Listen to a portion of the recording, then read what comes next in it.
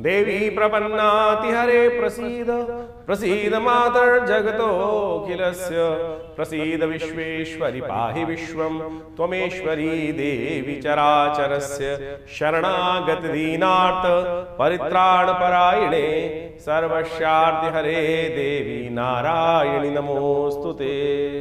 नमस्कार, स्वागत है आपका आचार्य वाणी में। मैं आचार्य डॉक्टर विक्रमादित्य आपके साथ हूँ और आपकी राशि के अनुसार से सिंह राशि वालों के लिए 8 तारीख का दिन सोमवार का अवसर है। प्रतिपदा तिथि आरंभ हो रही है और उस दिन ग्रहों का नक्षत्रों का परिवर्तन का योग भी बनता दिखाई दे रहा है। ग्रह जो है विशेष तौर पर आपके लिए गजकेसरी योग का निर्माण कर रहे हैं। दिन आपके लिए लाभदायक सिद्ध हो सकता है। सही इंट्यूशन जो मन में आ रहा हो उसको उपयोग कर लीजिएगा। ये जो खास तौर पे दिखाता है कि इस समय में इंट्यूशन का उपयोग करते हो। जो चीज़ मनोभाव में विचार आ रहे हैं, कई बार जो विचार आते हैं कहीं ना कहीं से टेलीपैथिकल पॉइंट ऑफ व्यू, जितना सरल व्यक्ति होगा उसको उतना इंट्यूशन प्रबल होगा। इसका यूटिलाइज आपको करने का प्रयास करना चाहिए, वो आपके लिए अच्छा दिखाई दे रहा है। लेकिन जैसे जैसे दिन आगे बढ़ेगा उसके बाद थोड़ा सा ग्राफ हल्का दिखाई देता है। तो यानी सुबह सुबह जो दोपहर तक का समय, मध्याह्न तक का समय आपके लिए बड़ा उपयोगी दिखाई दे रहा है। उसका लाभ आपको लेने का प्रयास करना चाहिए। प्रतिपदा का श्राद्ध, जिन दिवंगत आत्माओं का गमन इस संसार से प्रतिपदा के दिन हुआ है, तो उस दिन इनका श्राद्ध, उनके निमित्त अवश्य ब्राह्मण भोजन, गौ ग्रास अवश्य निकालने का प्रयास करें, तर्पण इत्यादि करने का प्रयास करें, वो आपके लिए अच्छा रहेगा। 9 तारीख मंगलवार का अवसर है। द्वितीय तिथि विद्यमान है। ग्रह नक्षत्रों के दृष्टिकोण से, आपकी राशि के दृष्टिकोण से इस समय मन जो है थोड़ा सा भटकता दिखाई दे रहा है। चीज़ों में थोड़ा सा अनायास की बातें आपके इमोशनल पॉइंट ऑफ व्यू से, फिलोसफिकल पॉइंट ऑफ व्यू से आप जो थोड़े जो हैं अनमने से रहते दिखाई दे सकते हैं। देखिए, थोड़ा सा आध्यात्मिक डिस्कशन करना और कोशिश कर उससे संबंध में चीज़ों को लाभ लेना आपके लिए अच्छा बन सकता है। लेकिन ध्यान रखें, सर्वार्थ सिद्धि योग है। नए कार्यों को आरंभ करने के लिए कुछ बहुत आवश्यकता है, तो मुहूर्त है दिन भर का, उसका लाभ आप लेते हुए कार्य करेंगे तो अच्छा रहेगा। आगे बढ़ते हैं। 10 तारीख के संबंध में बात कर लेते हैं। बुधवार का दिन है। तृतीया तिथि विद्यमान है और इस दिन ग्रहों का परिवर्तन का योग बन रहा है। सुबह थोड़ी हल्की दिखाई देती है, लेकिन शाम आते आते आपके अंदर कुछ न कुछ धर्म से के क्षेत्र में अध्यात्म का सहारा लेने के कारण से बहुत सारी चीज़ों का पॉजिटिव चेंजेस आने के योग बन सकते हैं। तो ऐसे में अपने आप को इमोशनली स्ट्रांग रखने की ज़रूरत है। छोटी छोटी बातों पे मन के अंदर तक बात को ना लेके जाए। कई बार क्या होता है, सामने वाले का कोई प्रभाव चल रहा है, कोई बातचीत हो तो दिल को आघात कर देती है और उसके कारण से बहुत ज़्यादा कष्ट होने के योग बन जाते हैं। सीधा समय का खेल है, समय के समय खेल को समझते हुए कार्य करना चाहिए आपको। इस दिन भद्रा है। करीब करीब दोपहर को 3 बजे, 3:30 बजे तक भद्रा का योग दिखाई दे रहा है। उस समय तक नए कार्यों को करने से थोड़ा बचना चाहिए। पंचक इस दिन समाप्त हो जाएंगे और पंचक को शाम के करीब करीब 6 बजे के बाद पंचक समाप्त होने के योग बनते दिखाई दे रहे हैं। तो ऐसे में उसके बाद नए कार्यों को आरंभ करने का योग भी बन सकता है। तो राशि के अनुसार से तो आपने अपने दिन पर दिन किस प्रकार के ग्रह योग बन रहे हैं वो आपने बहुत सुंदर तरीके से समझे। ग्रहों का प्रभाव तो वास्तविक तौर पर हर प्राणी पर, जगत के विशेष जड़ है या चेतन है, उन सब पर भी पड़ता दिखाई देता है शास्त्र के दृष्टिकोण से। और उसके प्रभाव के अनुसार से ही जीवन में, संसार में जो कुछ परिवर्तन के योग बनते हैं वो बहुत अच्छे से समय समय पर लोग उसको अवगत कराते ही रहते हैं हम लोग आपको। लेकिन आपके जीवन में ग्रहों का प्रभाव किस प्रकार से है और उस आने वाले प्रभाव को समझकर जीवन में परिवर्तन का रास्ता हम सब प्राप्त कर लें, शुभ प्राप्त करने के योग बना लें, वो ज्योतिष का वास्तविक उद्देश्य है और उसको हमें अच्छे समझना चाहिए। जो ये पर्व इत्यादि समय समय पर आते रहते हैं वो केवल पर्व नहीं है, केवल हर्षोल्लास के लिए, आनंद के लिए, दिवाली पर पटाखे चला लिए, होली पर हमने रंग खेल लिया, ये केवल वो औचित्य नहीं है। वास्तविक तौर पर एक बात समझ लें, ज्योतिष के साथ साथ पुराण इत्यादि समस्त शास्त्रों में जो रहस्य बताए गए हैं कि हम इस जो पर्व काल है, जो समय है, चाहे वो ग्रहण पड़ रहा है, इस समय में जो ग्रहण पड़ रहा है उसके अनुसार से आपने अपनी राशि के अनुसार से प्रभाव समझाई, लेकिन उन सब पर्व कालों में किस प्रकार से आप अपने जीवन में अपने कष्टों को दूर करने के लिए रास्ता ढूंढ सकते हैं, रास्ता बना सकते हैं, वो वास्तविक तौर पे शास्त्रों का विशेष प्रभाव है और विशेष उद्देश्य है। उसी के लिए इन समस्त कथाओं की संरचना की गई है। ये केवल इतिहास नहीं है। बहुत सारे लोग केवल इतिहास में केवल आनंद से समय काटने के लिए इन कथाओं का श्रवण कर लेते हैं। नहीं साहब, ये वास्तविक तौर पर हमारे जीवन में उन सिद्धांतों से समझकर अपने जीवन के कष्टों को दूर करने के लिए, समस्याओं को दूर करने के लिए, उस परम लक्ष्य को प्राप्त करने के लिए कि आगे बढ़ सके, जीवन को शुभ कर सके, सबकी सेवा कर सकें, उस भाव को समझने के लिए हमको ये कथाओं के कथानक जो है शास्त्रों में वर्णित किए गए हैं। अभी आपने जिस प्रकार से अपने जो प्रकार से आप समझें ये ग्रहण इत्यादि हो रहे हैं, इसका प्रभाव आपने समझाई।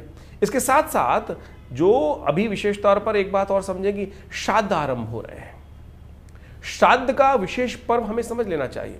ये श्राद्ध का जो काल है, ये विशेष तौर पर हमारे दायित्व का समर्पण है, ऋण का समर्पण है, ऋण से निवृत्ति का मार्ग है। जो हमारा कर्तव्य अपने पितरों के प्रति है, उससे निवृत्ति का मार्ग बताता है।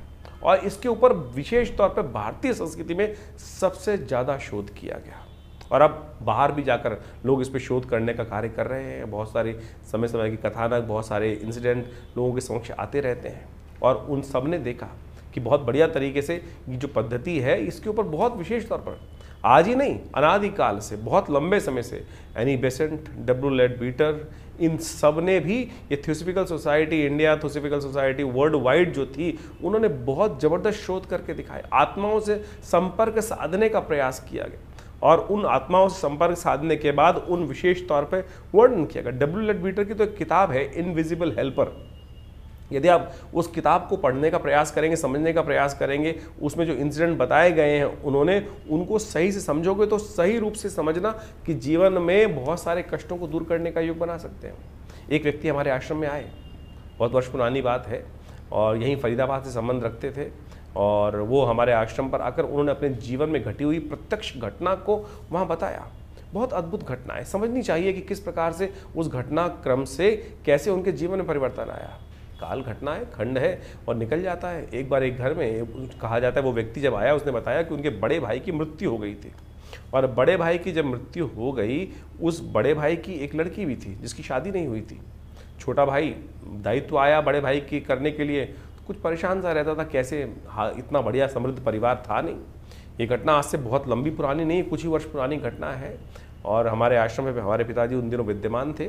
उनके समक्ष आकर उसने जब ये बात रखी, आज बाई चांस वो बात हमको याद आ गई।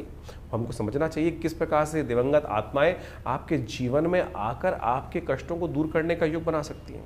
वो व्यक्ति आश्रम पे आया और उसने बताया कि इस कारण से घटना घटी, बड़े भाई चले गए, घर में एक बड़ी लड़की भी थी, और साथ में बहुत सारे और भी दायित्व थे जो निर्वाह नहीं हो पाए थे। एक दिन रात में जब वो छोटा भाई सो रहा था, तो उसको ऐसी ही कोई खटपट सुनाई थी, और ऐसा लगा कि जैसे बड़ा भाई जिसकी मृत्यु हो गई थी वो कह रहा हो आकर उसके कान में, कह रहे उठ, तेरे घर में चोरी होने वाली है, भैंस को कोई चुरा के ले जाने वाला है। एकदम उसको उठा, खटपट से आवाज़ सुनकर जैसे उठा तो देखा भैंस खुली हुई है, और उसको लगा ऐसे ही कुछ हुआ होगा, भैंस खुली पड़ी होगी या कोई चोर वोर होगा, भाग भूग गया होगा, किसी ने खोली। कैसे खुल गई? रस्सा खुला हुआ था, यानी वो व्यक्ति ने ये बात रखी, उसने दोबारा बांध बूंद दिया। 2-3 दिन बाद फिर एक घटना घटी, उसके आभास हुआ कि रात्रि में उसके भाई जो दिवंगत थे वो आके उसको बोल रहे हैं, चिंता मत कर, तू इतना परेशान रहता है कि जो घर के जो दायित्व है, बिटिया की शादी है, सब हो जाएगी। मैं तेरे को एक रास्ता बता रहा हूँ, इस रास्ते को अपना।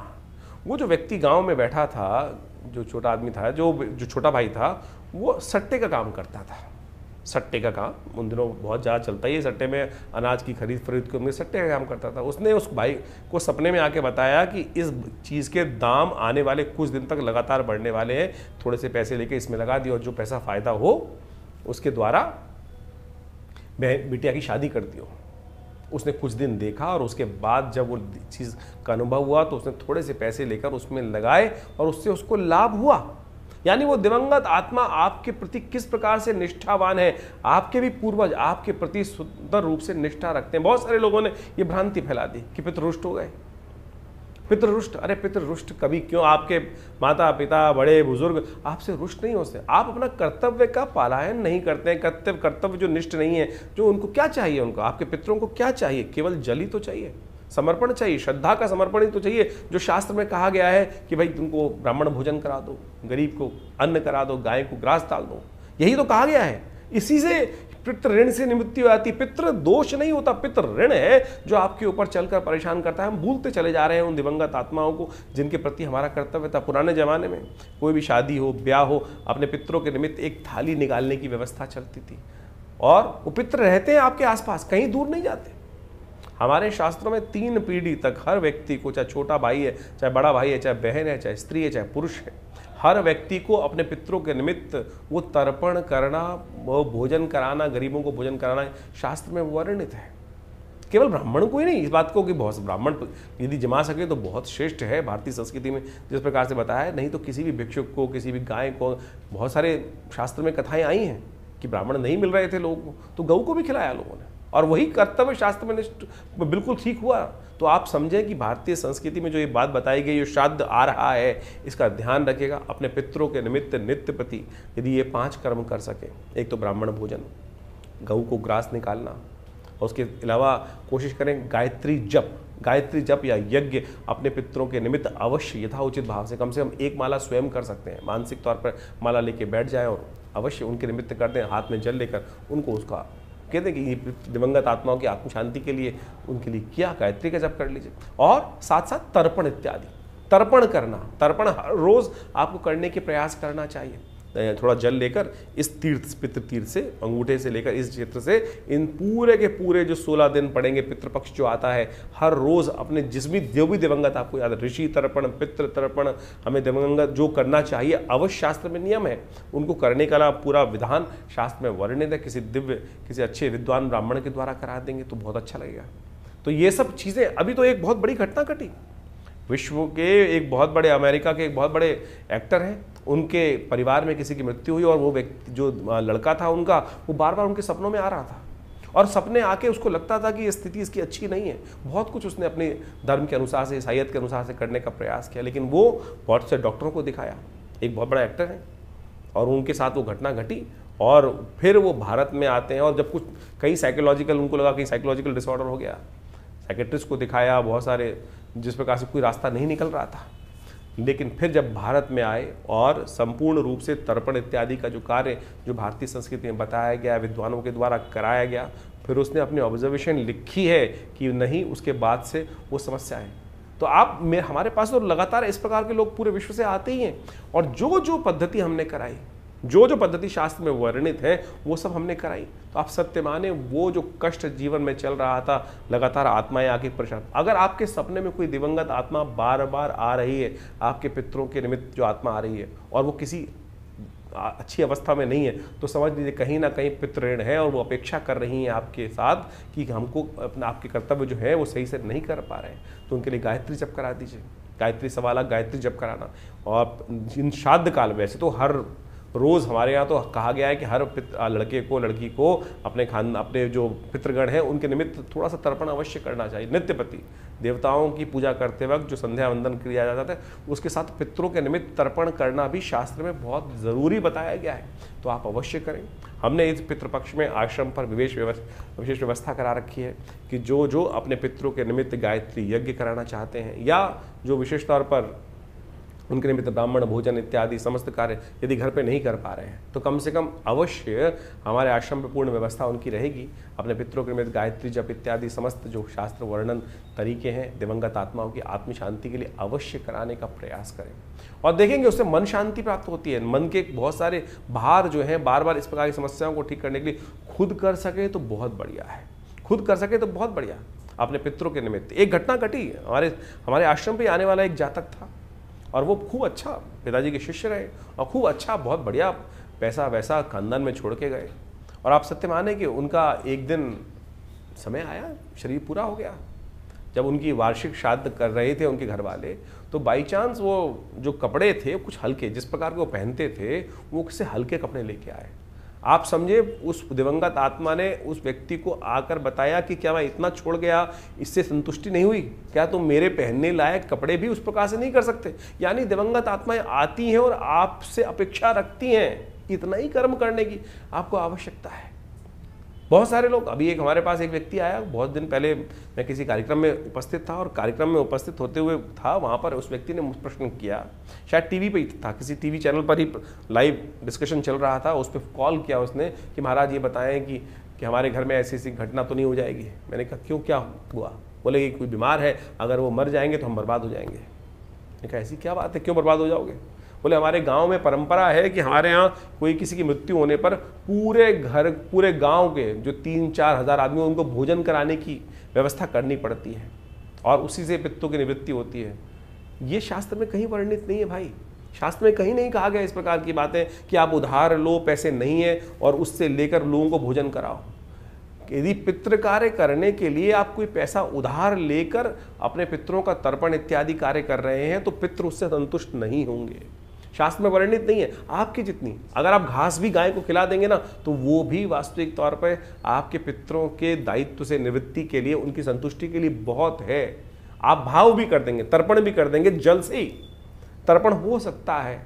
और इसका शास्त्र में कोई बहुत पैसा नहीं चाहिए किसी को। ये बात ध्यान रखें कि पैसों से पितृनिवृत्ति नहीं, आपके घर में कोई दिक्कत है बहुत ज़्यादा, इस बात को हमको अच्छे से समझ लेना चाहिए। तो ये सारी बातें हमने आपके समक्ष इसलिए रखी क्योंकि श्राद्ध पक्ष अभी आरंभ हो रहा है, हमने इस कार्यक्रम में आपको बताया ही।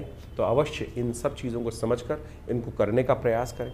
इससे आपके जीवन के बहुत सारे कष्ट दूर होने के योग अद्भुत रूप से बनेंगे। और हमारा ये संस्थान लगातार इनसे संबंध में बहुत सारे कार्य करता ही रहता है। समय समय में बहुत सारे यज्ञ इत्यादि बहुत सारे कार्यक्रम चलते ही रहते हैं।